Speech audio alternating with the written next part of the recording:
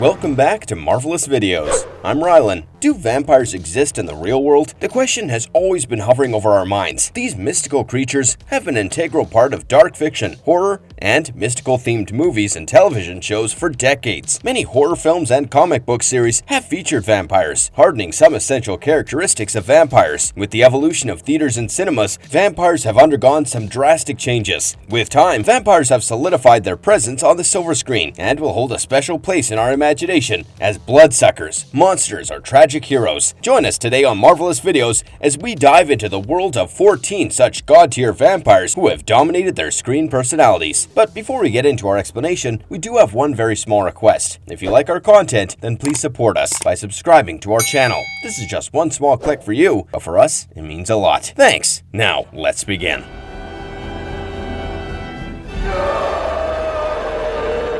Count Dracula. Bram Stoker's Dracula, 1992. The movie is a film adaptation of the famous novel Dracula by Bram Stoker from 1897. The film's director and producer is Francis Ford Coppola, and it features Gary Oldman in the lead role of Dracula. Other powerful cast members include Winona Ryder, Anthony Hopkins, and Keanu Reeves. It is one of the most unbelievable and extraordinary movies that you will never feel ready to discuss. Gary Oldman has crushed this role of Dracula and has given us an award-winning performance. The movie's plot shows us the eerie romance in which Dracula, living in his old mansion, falls in love with Mina Harker, played by Winona Ryder. The movie never lets you forget that you are watching a legit Dracula on the screen, forever maintaining its horrifying and dark themes. The movie leaves a conflict when you are given the backstory of Dracula, about why he turned against his god and religion. This fact makes you feel for the evil which feeds on living beings. That is what it does, and it makes you feel sympathetic towards Dracula. The origin starts in 1462, when Vlad Dracula goes off to fight a war against the Ottoman Empire. His wife, Elizabeth, has been waiting for him all this time. She is given false information about her husband's death, and consequently, she commits suicide. When Dracula returns to find his wife has died, he's furious. After hearing that his wife will go to hell for giving up her life, he renounces God. Angered, he strokes the chapel's cross with his sword, and the cross bleeds. Vlad Dracula becomes a vampire by drinking that blood. With every shred of darkness inside him, he promises to rain wrath for his loss. In 1897, when Dracula meets Jonathan Harker, he finds Jonathan's friend, Mina Harker, who looks precisely like Elizabeth. He thinks of her to be the reincarnation of his wife, and considering the disastrous and heroic ego of a vampire, it doesn't occur to him that after all these years, his wife's reincarnation might not find him attractive. Dracula leaves behind Jonathan to be fed upon by his brides, and travels to London. He then seduces and bites Mina's friend Lucy. Dracula makes his move to try and please Mina,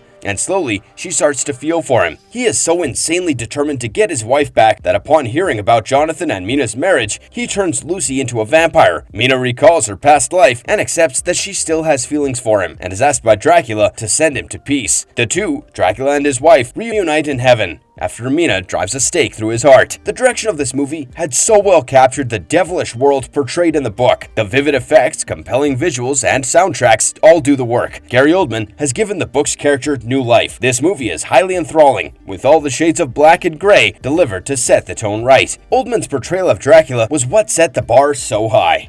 Alucard, Hellsing, 1997 to 2008, manga, anime. Hellsing is a Japanese manga series written by Kouta Hirano. It follows a secret Hellsing organization that fights off any supernatural mysterious being that threatens human life. Alucard is the sworn protector of the leader of the organization. He is not only said to be the most powerful vampire of all time, but is indestructible, impenetrable, and a force of extreme cruelty. However, he is not entirely a part of the hellish world. Alucard knows how to express himself. A vampire who aims at his target so keenly as to ensure that it is completely broken and flattened knows how to shed tears for those near and dear to him. Putting his fierce fighting capabilities aside, his words are enough to do the work. Even before touching his opponent, he demolishes their confidence with his egotistic, menacing, humiliating tantrums. In the series, he is not just a vampire who feeds on blood, but he is also the deadliest possession of the organization. He had an electrifying introduction as he licked the blood of the master from the ground when she was shot. He binds himself to her will, thus beginning his journey as the organization's nuclear bomb-like association. In the series, he is seen with big, red, ferocious eyes and an evil smirk with the kind of teeth an animal uses to seize its prey. His appearance speaks to the influential role. He walks in gray-colored, vintage-styled clothes, maintaining a vampire-like aura and presence throughout the series. Fans call him the most fatal vampire to to draw birth on Earth. But just what exactly makes him so powerful? He is a vampire who drives out other vampires that kill for no reason. He is a devil that drives out other devils. He is invulnerable. In one of the series episodes, he intentionally lets out his opponents, leaving Leaf to shoot him. Later, he kills Leaf by blowing a hole in his head with his gun. It reflects how Alucard treats his opponents as ragdolls and toys around with them. One of the primary reasons that makes him a lethal fighter is that he lets his opponents get the false impression that they're winning by allowing them to beat him. Then, before he can completely heal from his injuries, he showers agony and anguish upon them. Alucard can easily defeat others without revealing his true fatal powers. And of course, that's just a quarter of how dangerous he truly is.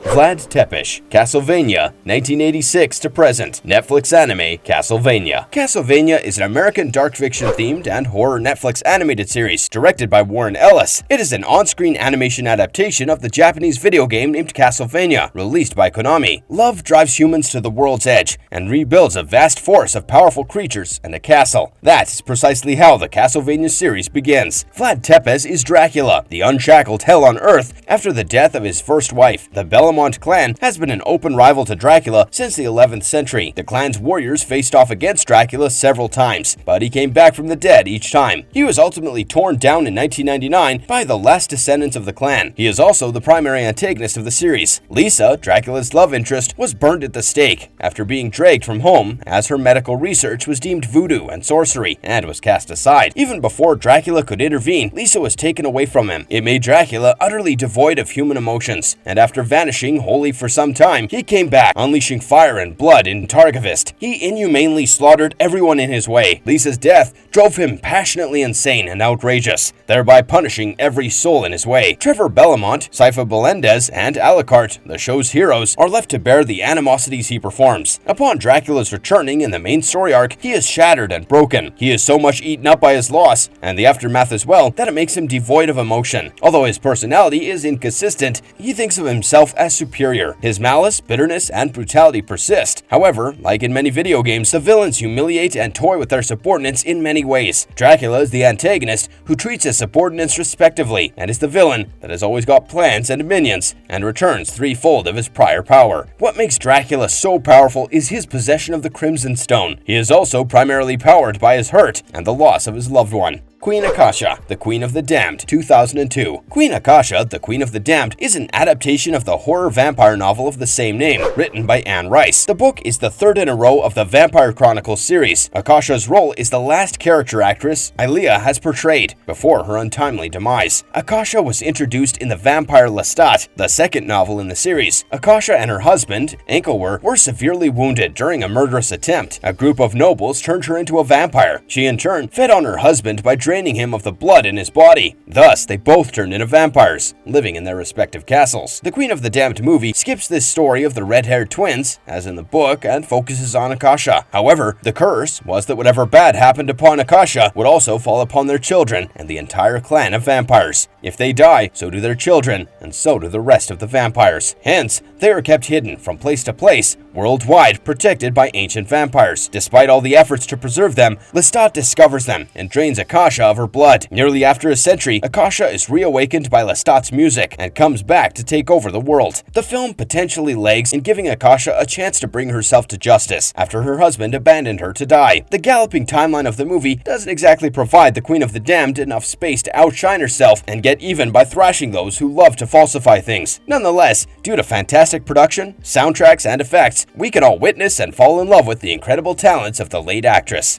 Cain, Vampire the Masquerade, 1991 to present. Role-playing game. Vampire the Masquerade is a role-playing game that began with a tabletop RPG designed and created by Mark Rein-Hagen. It is the first of many games in a timeline of gloominess, eerie atmospheres, and darkness. Cain is the very first vampire and the son of Adam and Eve. He is the older brother to Abel. Cain is a confused character who is cursed by vampirism. He despised his brother Abel for all the love that he received from his parents and from God. Due to envy, Cain once killed and offered Abel a was a sacrifice to God. This was the subsequent reason for the curse. Cain met Lilith when he was cast aside after killing his brother. She acclaimed to be Adam's first wife, and with her magic, Cain could create the disciplines. Since Cain was the very first vampire, he is unfathomable and unimaginably powerful. Cain's blood is the purest. Cain is out of the question immortal and invulnerable. He also has a mark of Cain on his forehead, given to him by God. Anyone who tries to inflict pain on Cain would not leave unscathed. Later, he became very problematic and troubled due to his sins and his guilt that continued to eat him. Although he loved his brother, his jealousy weighed even heavier, and that incident devastatingly changed the course of his life's events. Russell Edgington, True Blood, 2008 to 2014 TV series. Russell is the crucial antagonist and a vampire in the True Blood television series. Actor Dennis O'Hare plays the role. He first appeared as the main villain in Season 3 and remained the supervillain until Season 5. He was turned into a vampire in 750 BC. He has been face to face with Eric Northman before he was a vampire. With the werewolves' help, he captured Bill Compton, retrieved information, and used his knowledge to start a war against the Louisiana Queen. His ultimate dream was to unite all the supernatural creatures under him and annihilate the human race. He was also behind the massacre of Eric's family. The series offered the audience a wide range of villains. However, they would have benefited the most by keeping Russell's story arc as their chief antagonist in the series. No matter how compelling the villain was, the series often fell behind in utilizing Dennis's Russell Edgington. The writers did not foresee the advantages of keeping Russell as their main villain. It was an opportunity foregone, as the death of Russell was quick and without any solid climax. Eric Northman's staking and Russell's body exploding into blood were delivered rather abruptly. Regarding Russell's character in Southern Vampire Chronicles and True Blood, there were differences to be noted. In True Blood, he is seen as a psycho and maniac, ironically with a charming personality. He is insanely driven by his temperament and devoted to bringing the Earth to its natural course. In Southern Vampire Chronicles, Russell is still very powerful and dangerous as he is the king of the Mississippi. But unlike True Blood, he is not determined to make supernatural creatures the controllers of the planet. We as the viewer get to see Russell's caring, quiet, and even calm side in Southern Vampire Chronicles. Carmilla, Castlevania, 1986 to present. Netflix anime, Castlevania. Carmilla is the recurring antagonist and vampire in the Castlevania series. Various incarnations of Carmilla have been seen throughout the series, but she is primarily a vampiress that possesses a lot of beauty. The character precedes Bram Stoker's character Dracula by nearly 26 years. Carmilla is the villain with, shall we say, lesbian characteristics and attributes. You may notice that her victims are always females. The character has made several appearances, each full of surprises. Carmilla can pass through rock-solid walls, change her form, and of course, entice anyone with her chilling beauty. You may notice her villainous traits when she looks for her victim at a masquerade ball. Her most evident character trait was that she hated humans. Naturally, something that every vampire is expected to do. But Carmilla's opinions were of extremes, where she believed the humans to be lesser, someone who does not deserve freedom. From the moment she entered the series, fans were clear that this character would only stop once she conquered the last human on Earth. She was the female boss who did not tolerate people who mistreated her, as evidenced by when she killed her sire. Despite the fact that vampires are loyal to their sires, she was not someone to take any form of undertreatment. Although the character doesn't have any longevity, her short, remarkable presence has been enough to ignite sparks amongst her fans. Eric Northman, The Southern Vampire Mysteries, True Blood, 2008 to 2014 TV series. The dark fiction horror television drama True Blood is based on The Southern Vampire Mysteries, a series of novels by Charlaine Harris. It follows the storyline of a fight to allow vampires equal rights, while the vampire hunting organizations gain power. In the show, an artificial blood product named True Blood has allowed the dead vampire to walk out on Earth's surface. This way, their presence was always known to humans. Eric Northman is one of the main characters in True Blood, aged about 1,000 years. His first appearance was seen in the novel Dead Until Dark. The character had been recurring in various vampire shows and stories. He has blonde hair and blue eyes and a sharp-edged facial structure. Compared to the books, his character arc is shown quite dissimilarly. After appearing in Charlaine's first novel, his character is seen in most of the books, saving Sookie's life, the show's protagonist, in every book. Alexander Skarsgård plays the role in the series, and the actor has definitely done justice to the position. There have been multiple times when Eric has won our hearts. He is the owner who runs the bar, with the help of other vampires and the vampire sheriff of Area 5 in Louisiana. He is one of those guys in a passionate romance novel whose character traits include being a charismatic manipulator who can persuade just about anybody. He has been shown as a warrior who could jump out of the vault at any moment to fend for the right thing. The character has been explosive but knows how to protect and care for Sookie. Although no relationship ever develops between the two, there have been plenty of sparking moments. The Master, Buffy the Vampire Slayer, 1997 to 2003 TV series. Usually, it's always an innocent woman who ends up getting tangled in the eccentric lies of the vampire and ends up falling for him. You know, your typical dark romance with an average vampire. Not this time, however. An innocent woman named Buffy is not falling for the vampire named the Master. The Master is the oldest vampire in cinematic history. He is centuries old and is portrayed by Mark Metcalf. The fictional character was devoted to opening the Hell Gate below Sunnydale High School, which the vampire slayer Buffy attends. Buffy is our protagonist, determined to slaughtering evil and other supernatural creatures with the help of her powers. Buffy is firm on her mission to eliminate the world of vampires and all the other evils on hand. The Master is dedicated to killing off the vampire slayer and commencing the mass genocide and murder of human life. The Master's appearance was a lot more gruesome and horrifying than a regular handsome vampire. The Master was brutal by not allowing any space for his subordinates to explain themselves for their faults. He would ask them to inflict grave wounds upon themselves instead. In one of the episodes, he can be seen ordering Claw, his minion, to cut off his own arm, but he is still banished afterwards. The character believed in vampire superiority and considered the human race below theirs. The Master was unsympathetic and hard-hearted with a cold attitude. He was the most powerful vampire to exist because of his age and was quite confident about his ways of doing things. The Master practically drove Buffy out of her shell and defeated her in their first face-off. From the tips of his nails to his physical strength, he used every ability to overcome the invulnerable vampire slayer. The Master had appeared and had been mentioned in several shows like Angel, Remember the Beginning, Remember the Lies, and Remember the Truth. When an actor outperforms a role, they leave a legacy behind them. Precisely what was the case with Mark and the Master.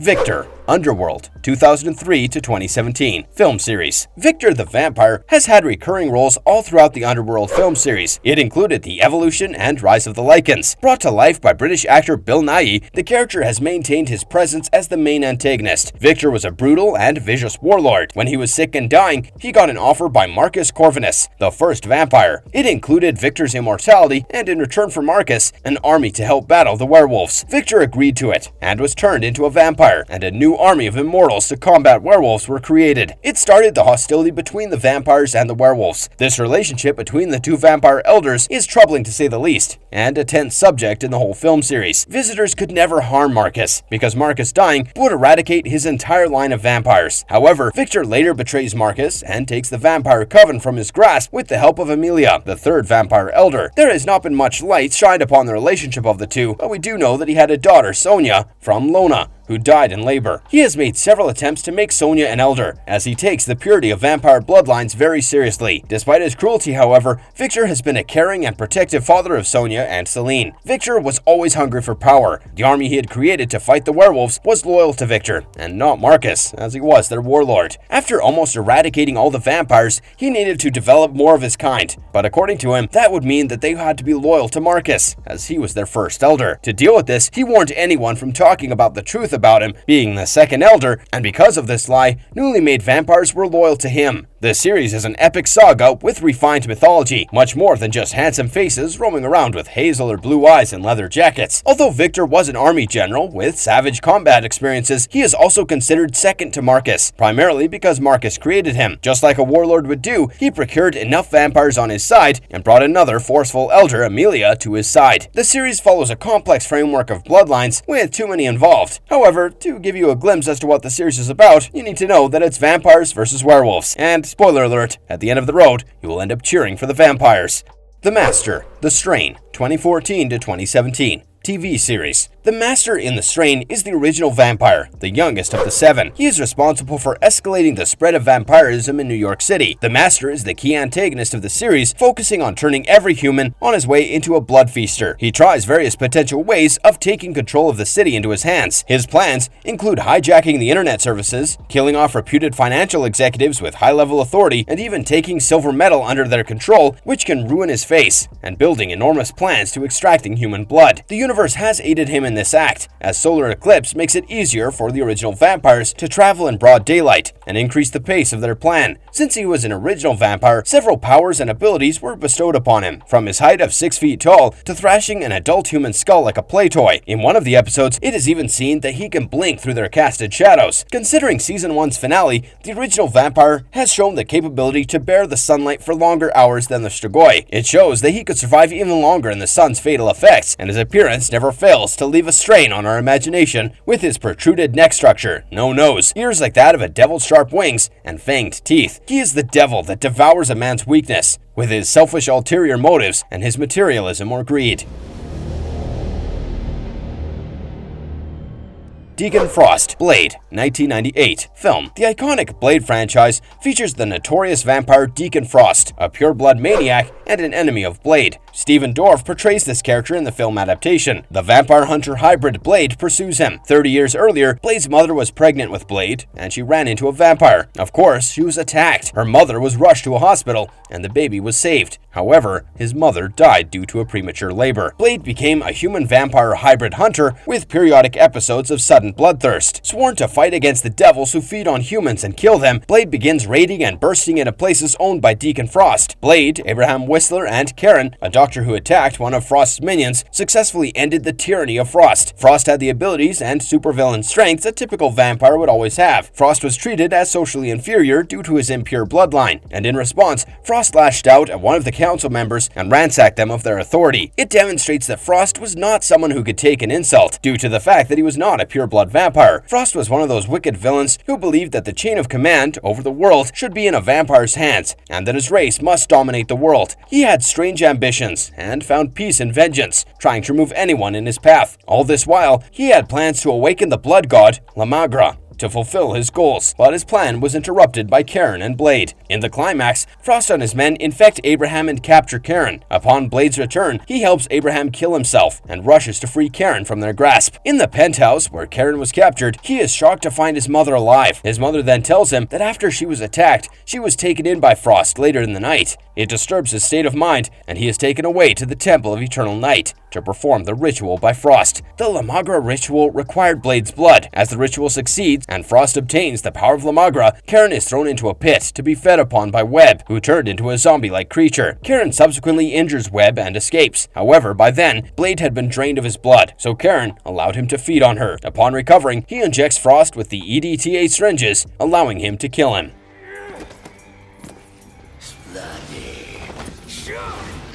Jared Nomak, Blade 2, film. Blade 2 is the second chapter in the Blade trilogy, continuing with Blade's efforts to keep the human race safe from vampires. Jared Nomak, played by Luke Goss, is the first of a ghoulish breed of vampires called the Reapers. As the events unfold, we see that he is Eli Damaskino's son. Reapers are a new kind of breed, or an evolution in the vampire race, which has a higher thirst for human blood and a highly damaging bite that turns humans and vampires similar to him. The Reapers are also immune to vampire weaknesses. Eli calls upon an armistice sort of deal to deal with the situation. He asks Blade to team up with his best-picked vampires to fight off the Reapers. Blade agrees to work with them, and the movie follows the events that occurred while driving out all the Reapers from the face of the earth. He was the Reaper who wanted to seek revenge against good vampires and make the world a Reaper world. He bears hostility against his father for making him this way. It drove him insane, and he sets out to declare war against all vampires by creating more Reapers. Since he was an evolution of the vampire race, this meant that he was stronger, faster, and more rapid. His only weakness was sunlight. He can even use silver metal without injuring himself, although he couldn't exactly win against Blade, using his invulnerability, his agility, and his combat techniques. And he was always one who could put up a tough fight ahead of him.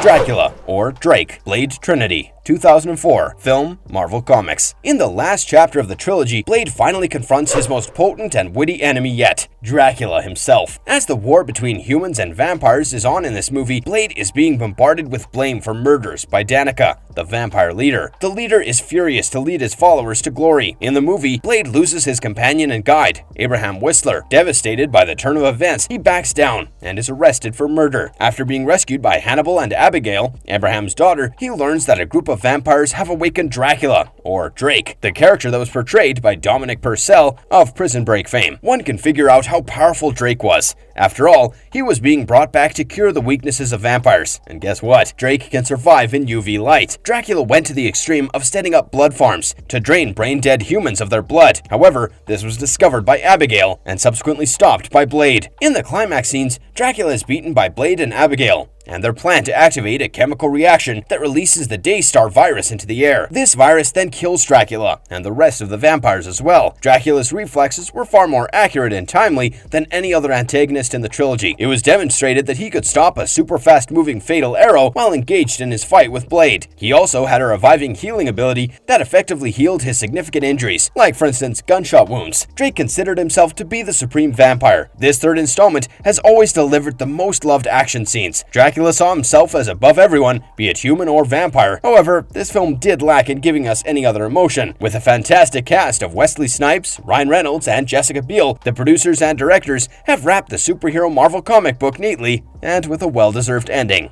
Conclusion. With the flawless creation of such plots and exotic villains in the form of vampires, movies of all ages have modified the appearance of vampires each time they have shown up on our screens, making us more eager for their prequels or sequels. But the question is this all that the industry has to offer us? As the demand from the audience in vampire media increases, it's fair to say the chances are they will be serving us much more god-tier vampire figures in the long run. And it's safe to say that this is not the end. What are your thoughts on our list? Let us know in the comment section below, and if you enjoyed today's video, don't forget to leave us a like and subscribe to never miss out on any of our videos. Until next time, have a good one and be safe.